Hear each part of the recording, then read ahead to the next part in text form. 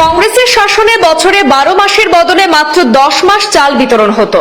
60 লক্ষ ভুয়া ration card বাতিল করল সরকার। এতদিন অবৈধভাবে সরকারি সুযোগ সুবিধা ভোগ করেছিল বলে অভিযোগ। হাইলাকান্দিতে বিস্ফোরক মন্তব্য করলেন খাদ্য সরবরাহ মন্ত্রী কৌশিক রায়। আগামী অক্টোবরে রেশন কার্ডে আসছে নতুন 3টি জিনিস, ডাল, চিনি আর লবণ। রাজ্যের খাদ্য, অসামরিক সরবরাহ এবং উপভোক্তা বিষয়ক মন্ত্রী কৌশিক রায় বিশেষ সফরে উপস্থিত হন হাইলাকান্দিতে। রবীন্দ্র ভবনে আয়োজিত এক সচেতনতামূলক সম্মেলনে জেলার সমস্ত সুলভ মূল্যের দোকানদার এবং সমবায় সমিতির সদস্যদের নিয়ে আলোচনায় বসেন তিনি। সেই সভায় সরাসরি পূর্বতন কংগ্রেস সরকারের বিরুদ্ধে কড়া ভাষায় আক্রমণ শানান মন্ত্রী কৌশিক রায়।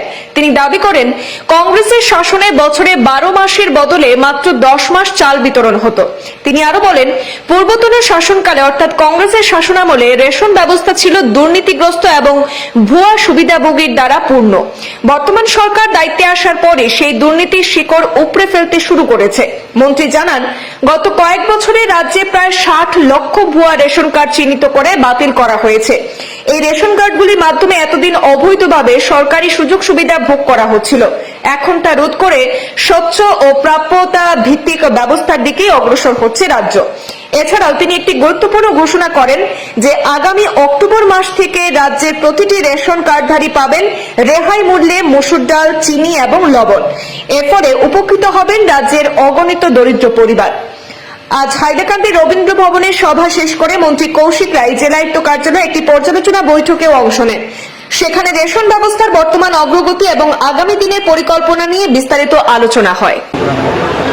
আজকে আমরা এখানে আসাম সরকারের যে অভিলাষী যোজনা, সুলভ মূল্যে রাজ সাহায্যযুক্ত যে চিনি, লবণ এবং মসুরি ডাল, সেইটা বিতরণের কীভাবে বন্টন করা হবে, বিক্রি করা হবে, সেই উদ্দেশ্যে আজকে ন্যায্য মূল্যের দোকান এবং সমবায় সমিতির সঙ্গে আমরা আলাপ আলোচনার জন্য আমরা করেছি।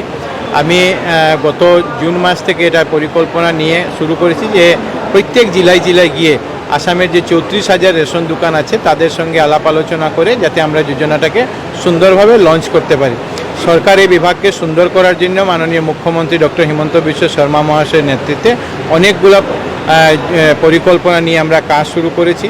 আগের দিনে যে অবস্থা ছিল সেখান থেকে সংশোধন করে মানুষকে যাতে সঠিকভাবে সাহায্য করতে পারি, নিয়মিত বিতরণ ব্যবস্থা আমরা বজায় রাখতে পারি, এই কাজগুলো আমরা করে যাচ্ছি। এই কথাগুলি আজকে প্রত্যেক ন্যায্য মূল্যের দোকান এবং সমবায় সমিতিদের উদ্দেশ্যে আমরা বলার জন্য জেলায় জেলায় সম্মেলন করছি এবং আজকে এই উদ্দেশ্যে হাইলাকান্দি জেলার সম্মেলন। আপনি বলছিলেন 60 লক্ষ fake ration card flush out করা হয়েছে। মাননীয় মুখ্যমন্ত্রী ডক্টর হিমন্ত বিশ্ব শর্মা মহাশয় সরকার আসার আগে 60 লক্ষ ফেক বেনিফিশিয়ারি ছিল, যেটা এনএফএসে শুরু হওয়ার আগ থেকে বিভিন্ন জায়গায় আমরা লক্ষ্য করেছি।